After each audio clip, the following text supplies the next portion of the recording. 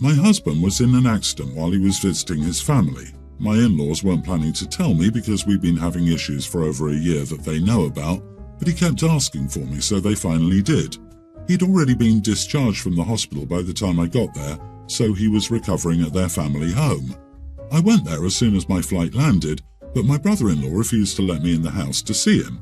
He told me to wait outside until my husband woke up, and if he still wanted to see me, he would let me in. He was also implying the accident was my fault. I was tired and irritated, so I told him that if my husband died, I would inherit the family home he was preventing me from entering, and then I'd keep him outside. He took it to mean I was disappointed my husband hadn't died, which couldn't be further from the truth.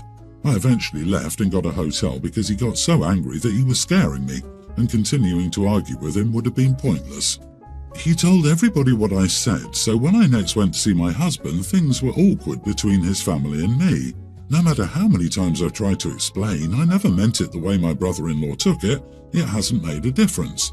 The only person who didn't take my brother-in-law at his word is my husband, who's been making a joke out of it. Am I the idiot? Not the idiot. If one of my in-laws tried to prevent me from seeing my possibly dying husband, God help them. So your husband's family wasn't going to tell you that your husband was injured in an accident, and I'm guessing it was fairly bad since he was actually admitted to the hospital. What is that? And then when you arrived, your brother-in-law refused to let you see him even though he was asking for you. Your brother-in-law seriously overstepped when he was blocking you from reaching your injured husband. He had no right to do that. He was discharged from the hospital, not dying, and in their own family home. It's messed up, but more dynamics are at play here than in this story. OP's immediate threat to take the inheritance adds fuel to the fire, and it's weird that despite being well enough to leave the hospital, the husband never called OP to check in. I agree, they've been having issues for over a year. They're in such little contact that she has to fly to see him, and the first thing she does is try to bring up the inheritance. Everyone's the idiot here. Why the heck did you say that? How did that help the situation? What were you hoping to achieve? This is a far cry from a loving wife blocked from seeing the dying husband picture you're painting. Yeah, it's definitely everyone's the idiot here. Still, I have to lean towards the husband's family being the bigger idiots because if he asked for her, repeatedly blocking her is beyond the pale. OP could be the worst person in the world, but ignoring his wishes is incredibly messed up. I say this as someone who was hospitalized not that long ago. I would have been so angry if someone ignored my wishes of who I wanted to see. Question: is it your home brother-in-law was keeping you out of, or his parents' home? My husband inherited it from his father, so legally it's his, but his mother is the one who spends most of her time there and doesn't want me there. I never cheated on him or anything like that. His family mostly dislikes me because they're upset I wouldn't agree to move to their country after my father-in-law died because I stopped making an effort with them when things got bad between us, so their image of me isn't great anymore. This is the answer I needed. They're idiots. Brother-in-law has no business refusing you access. That family refuses to acknowledge that until you are divorced, you are the wife and have rights. They may think that by barring your visitation and your husband being bedridden, read stuck in that country, you will get frustrated and agree to move to their country. The husband's family hates OP because she refused to go to their home country after her father-in-law died, presumably so her husband could financially support the family. Let me guess, your hubby is the oldest son too. My brother is having a destination wedding. I'm sure it'll be very nice. I'm a widowed single mom with 2 young kids. I'm not destitute or even hard up. My husband had insurance. We live in a paid-off house and we have investments that provide me with an excellent amount of backup to my salary. I would rather be in debt up to my eyes and be in his arms every night. Trust me. The wedding will cost about $2,200 for a week. It's a very good resort. I RSVP'd no. Maybe if it was in the summer I would consider it a vacation, but I'd need to take time off school. My in-laws are retired, they love watching the kids, but they are elderly. My husband was a little older than me and my kids are a lot to take for a week. Taking the kids out of school and bringing them to the wedding will cost $5,500, since we will be sharing a room. That would put a massive dent in our budget. I know that my parents are still working to save for retirement, so this will be expensive for them. My brother called me right away to ask why I wasn't coming. I said I really wanted to come, but I just couldn't justify it. He said that I had lots of money in the bank. That's not really any of his business. And if, God forbid, something happens to me, my kids are going to need that money. I'm not going to blow a chunk of it on a wedding. He's upset that I won't be coming. He kept pushing until I finally admitted that I didn't think it was the best use of my money. Then I said something I shouldn't have. I said if he really wanted me there, then he could pay for the trip. He hung up and hasn't called back. My parents did call me though, and they said that I didn't need to hoard all my money. I'm torn. Am I being an idiot by not splurging a little and going to my brother's wedding? Am I an idiot for basically telling me he has to pay me to go? I can see his point of view, but I have a lot of other things I need to consider. I thought maybe an outside perspective would tell me if I was a witch. Edit. Before everyone jumps on my brother, he came to my destination wedding, but it wasn't as expensive and he stayed in the same room as my parents. And my husband paid for everyone in our family that we invited. Not the idiot. An invite is not a summons to appear. If you have a destination wedding, you must realise people won't come. Also, you're not hoarding your money. You are making smart decisions based on the best thing to do for your children. Tell anyone who says that to go back in their box. It's your money, not theirs. I've always assumed that anyone who hosts a destination wedding secretly wants to have their guest list be as short as possible. What better way to get people to say no than to plan a wedding that's expensive, time-consuming, and disruptive to their regular schedule? If OP's brother really wanted her, and as many other guests, to attend, then they shouldn't have opted for a destination wedding, or he should have extended the same courtesy that OP's husband did for him and covered the cost of travel. Send a nice gift, fawn over the pictures, and let him get over it. I'm sorry, but anyone who holds a destination wedding during the school term a 12-hour flight away from their widowed single parent of 2 siblings shouldn't be getting hurt about their not attending.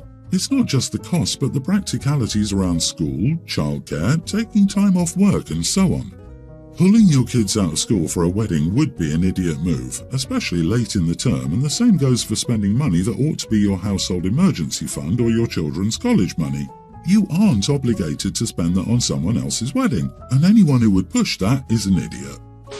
I, 29 male, am a super social guy at work. We used to have a really cold, unwelcoming office, and my team, 4 of us all together, was brought on to improve morale, so I'm not saying that to brag, it's literally part of my job description. Organising events, fielding complaints and relationship dynamics, just generally making sure everyone is comfortable and happy. I'd like to say I'm pretty darn well liked and haven't seen any evidence to the contrary yet, and this has spilled over into my life in general, and I'm one of those always smiling types overall. I said this because my colleagues recently asked if I have a problem with our newest starter, 31 female. She works in sales and is a little quiet, most likely because she's new, but ostensibly nice from what I hear. I've not got anything against her personally per se, but she's allegedly mentioned to my team, but not me, that she doesn't get invited to outside of work events, non-official functions, parties, dinners, etc. She's looped into all official events or invited out to lunch at all and spends a lot of time alone in and around the office. I admit to giving her a wide berth, but that's just because during her first week before we'd been introduced, I was getting onto the elevator and noticed someone had dropped a key card in the lobby. I recognised her face and approached her at her desk. When I got to our floor, she looked apprehensive about me approaching, so I slapped on a smile and went to speak. I just got out an "excuse me, but I think," before she interrupted with what sounded like a pre-prepared speech about how she wants to keep work and personal life separate and didn't wish to engage unless it was work-related. I didn't say anything and just placed her card on her desk and left it at that. She approached me at lunch that day to apologise and said she thought I was asking her out, but did so in front of a crowd of people to whom I then had to explain myself. Overall, she made me uncomfortable and feel guilty for being friendly, so I followed her rules and only sent her emails in group threads. But seeing as I'm a social hub in and outside of work, this had apparently had a knock-on effect of others distancing themselves too. So, am I the idiot for being cold to a newish co-worker? P.S. I have a partner of 4 years who works with us in a different department. Not the idiot. Kinda weird that she thought you were automatically hitting on her. I would say invite her or have people invite her, but keep the convo to a minimum so as not to have her come up with the weird "oh he wants me" thing, or maybe invite your partner along so she can tell you you're in a committed relationship. I honestly couldn't imagine a situation where I would start a new job and get hit on by the first person I saw. I would expect them to be welcoming, not, "Hey baby, wanna?" It's off that she would jump right away to thinking a new colleague was about to ask her out. Something triggered her response, and past experiences might have been the reason. Also, she apologized in front of other people, potential witnesses, underscores that she might have experienced some unwanted advances in a past job. I'm glad she had the decency to apologize, but I don't know how this woman expects OP to feel comfortable being around her or interacting with her on any level after she blew up like that in their first meeting. I wouldn't want anything to do with her either. Yeah, she said she was there for work and not to entertain social whims. She made it weird, and she's getting what she asked for. If she hadn't made her clumsy apology so awkward in public, you wouldn't have been grilled to relay every detail of that initial interaction, and the team wouldn't have ever known she expressed this sentiment. It's on her to fix, and frankly, whining to others about it isn't such a hot look either. I, 25 female, am about to get married to my fiancé, 28 male, and we already got the wedding list down. However, my sister, 25, my twin, just rejected my invitation because she doesn't believe she can be at my wedding without her trauma being triggered. Her husband died 6 years ago, just 10 days after they got married, and now my sister thinks attending another wedding would trigger all of these memories and it would be too much for her, even though she knew her husband would die soon after their wedding because he had late-stage cancer, and that was the only reason they even got married. It was 6 years ago, so by all means, she shouldn't be so traumatized that she'd avoid all weddings, including mine. Honestly, I feel like this trauma thing is just an excuse not to come because we've always had a rocky relationship. But come on now, it's my wedding. She should put that aside and support me during my biggest day. Also, her friend called me to complain about how our family is harassing my sister to come to my wedding, and that sent her into depression and even made her skip work. I admit I did get my family to try to convince my sister to attend my wedding, but nobody's been harassing anyone, and I feel like she's once again playing the depression card so she can get away with her unfair treatment of me. But now even my fiancé is on her side and wants to leave her alone because it's not worth it to bully anyone to come to our wedding. Am I the idiot? You are the idiot. Do you actually want your sister to celebrate with you at your wedding, or are you just looking for an excuse to be awful to her? Really, she's playing the depression card. Her husband died 10 days after her wedding. I get that it happened a few years ago, but she's still allowed to grieve about it. Why do you want her at your wedding? You said yourself that your relationship is rocky and you seem to have a very low opinion of her. So why are you insisting? OP wants to rub her happy wedding in her sister's face because her sister made the bad choice of marrying a sick man about to die. Geez, OP, if your partner dies tomorrow, I hope your sister insists you accompany her on Valentine's Day, on his birthday, on every special date, for fun, and the day he died each year, so you can be there to have fun with her. Be a caring human. Pretend you're capable of empathy for real. For everyone else, it was 6 years ago, but I'm sure for her it still feels like yesterday. Come on, OP, don't you know depression and trauma aren't real? I mean, it's not like they got married to be together forever, right? Like it wasn't a real marriage because he was going to die anyway. Sarcasm, in case that wasn't clear. OP, you are the idiot, and you're the selfish one here. Let her come or not on her own terms, and stop being a brat. I'm 26 weeks pregnant and my clothes have become too tight. This is my second pregnancy and I bought a lot of maternity clothes during my first, but I donated them to a friend who's also pregnant, but was going through some financial hardships as she needed them more than I did.